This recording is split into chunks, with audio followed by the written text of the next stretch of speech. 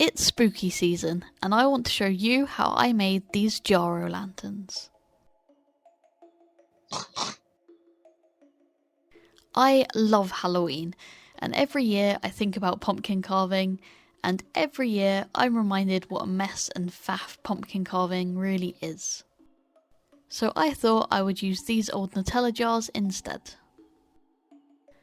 Now, if you're a crafting hoarder like me, you likely have some empty jars in the back of a cupboard somewhere.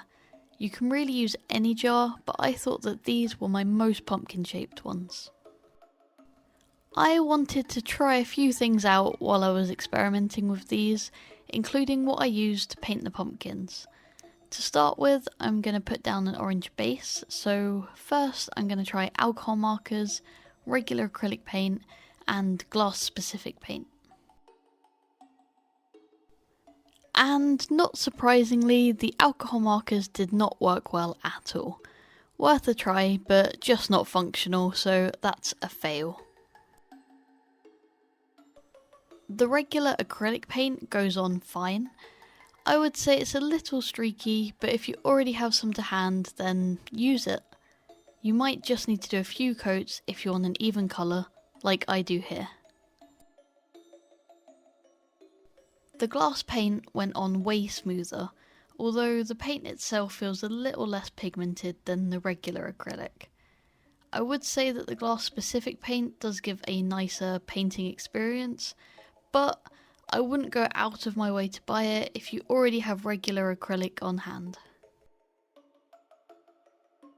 For fun, I also painted the lids in green to resemble stalks, and I'm interested to see which paint does better on plastic too.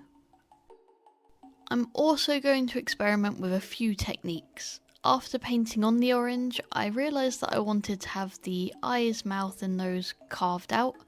This would have been way easier to do with a stencil at the beginning, and I'll show you later in the video how that works. But I thought I'd include it in this video to show that mistakes are pretty easy to fix. I just scrape off the extra paint with a craft knife. Obviously, using a sharp pointy thing is not child friendly, but every other technique in this video would be great to do with kids, and likely way less messy than carving real pumpkins. Eventually, I have all the face details scraped off, and this one is done. On the other side of the same jar, I try painting on the face instead. It will mean that it has a sort of reverse jack-o'-lantern effect, as the bits that are usually carved out will be darker, but I think this is the simplest technique and still ends up looking great. This is probably the technique I'd recommend for younger kids. You could even prime the orange for them and just let them paint on scary faces. Here's the acrylic painted jar and the glass painted jar next to each other.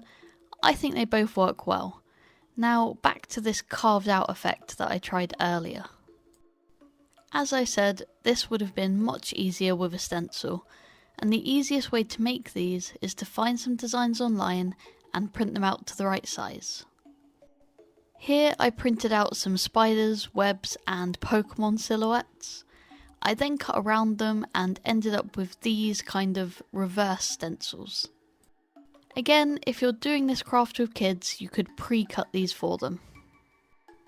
Now, the reason I want these as reverse stencils, i.e. the spider and not the usual stencil where the spider's cut out, is that I want to paint everything but the spider so that the spider is the part that lights up. If you prefer to do it the other way around, go ahead. This craft really lets you create anything you want. For this first stencil, I added a little PVA glue to secure it in place, but you really don't need to do this. Then I just painted over the whole thing in black. Then, while the paint is still wet, I peel off the template and I'm left with a spider silhouette. I did go through and tidy up some of the stencil lines with a craft knife. They would have probably looked fine without this, so don't worry too much about making sure that your lines are perfect.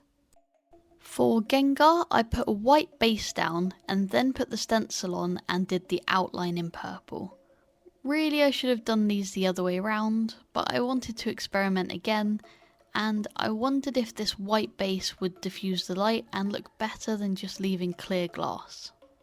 For the other stencils, I didn't use glue, instead securing them by painting over them, and I didn't have many issues with them moving. I went ahead and did a spider's web on the back of the spider jar and a Mimikyu on the back of the Gengar jar, in yellow, just to test out more colours. Here they all are in the light, but obviously we want to see them shine, so I added some LED tea lights and switched off the big light. I'm really happy with how these turned out, and I will definitely be using them for Halloween. I'm especially happy with this spider one, as my idea was to project a spider web behind it, and I think it worked quite well. The images that are completely carved away do look a little odd, as you can see the tea light through them, so I did go back and paint the inside of the jars white, and I think it gives a much nicer result. I hope you found this video useful, and I'd love to hear and see what you make, so be sure to comment below and tag me on Instagram. I have more spooky crafts coming up, so be sure to subscribe so you don't miss out.